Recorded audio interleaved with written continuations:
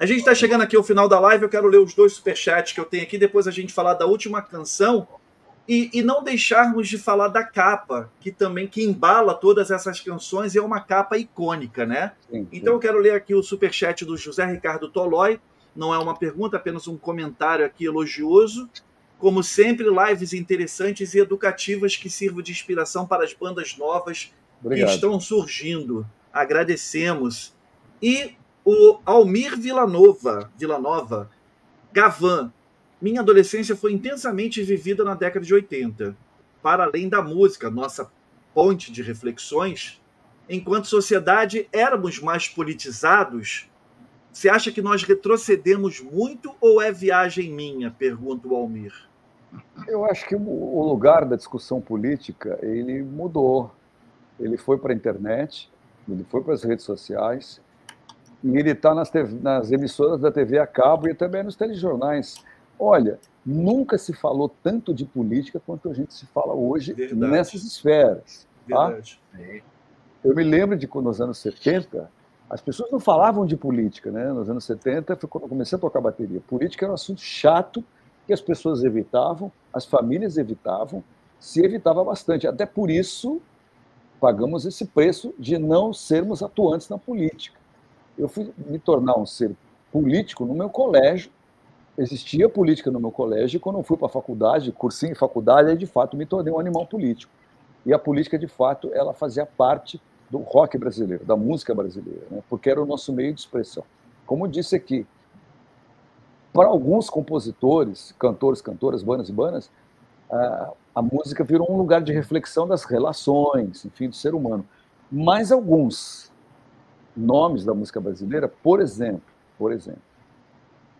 Caetano, Chico, eles fizeram música sobre política recentemente. O Chico fez uma música que, se eu não me engano, Que Tal um Samba, é uma letra absolutamente política. O Caetano fez um disco na pandemia chamado Meu Coco, que é só política. Né? Os Titãs também fizeram discos recentemente, depois que eu saí, falando de política, falando do Brasil, da condição de ser brasileiro, enfim. Então, acho que alguns nomes prosseguiram políticos, mas vejo que muito do pop brasileiro e do rock brasileiro não está interessado em fazer política porque acha que isso é um assunto de rede social, da internet. Não é. Mas eu não acho que a gente retrocedeu, eu acho o contrário. Nunca se falou tanto do Supremo Tribunal Federal. Hoje nós sabemos o nome de todos os juízes e juízes. Ministros, juízes. Ministros. Sim. Isso, se a gente dá um rewind, 15 anos atrás, você sabia o nome de um ou de outro, do cara que estava presidindo o tribunal. O cara que está presidindo é o Nelson Jobim. Hoje nós sabemos o nome de todos e acompanhamos nomes de todos. Cobramos. Então, acho, de todos e todas. Então, eu acho assim, que não é que a gente retrocedeu, acho que a gente retrocedeu, não. Faz parte da nossa evolução falar sobre política de um modo aberto.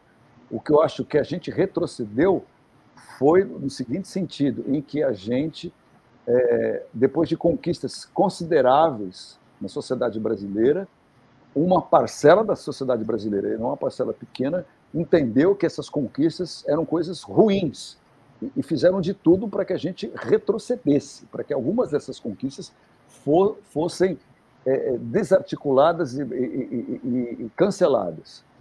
Acho que o retrocesso está nesse excesso de conservadorismo da política brasileira.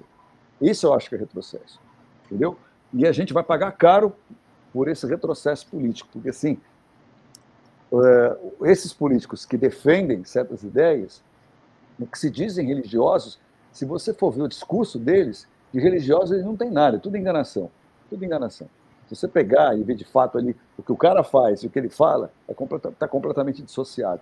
Então, acho que retrocesso nesse sentido, que eu acredito que alguns políticos usam a religião como plataforma para seus objetivos, que são absolutamente pessoais. Isso eu acho um retrocesso.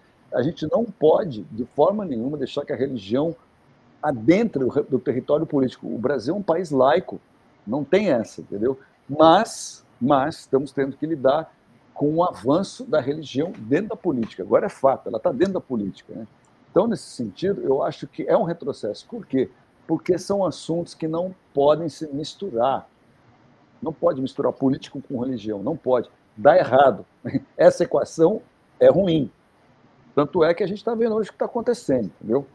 Manipulação da população, manipulação do voto a partir de agentes religiosos que não, de religião não tem nada, para conseguir os seus interesses. Isso é fato, eu não estou inventando nada, é só ir lá e constatar, entendeu?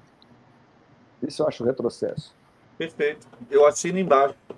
Sua visão de mundo, assim, política, principalmente dos tempos atuais, coaduna muito com a minha. Bom saber disso.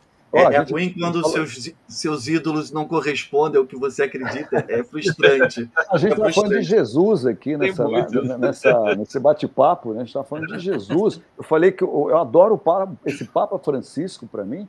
Esse é um cara incrível, porque ele foi lá e desbancou fundamentos da Igreja Católica, a Igreja do Vaticano, assim, que eu achei que sempre considerei nocivos ao ser humano.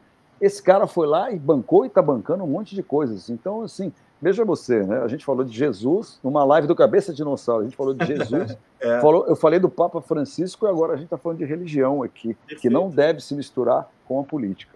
Não deve. Para quem quer entender melhor isso que a gente está falando, assistam a série Contos da Aia, Handmaid's Tale, que retrata muito isso, o perigo da religião misturada com a política.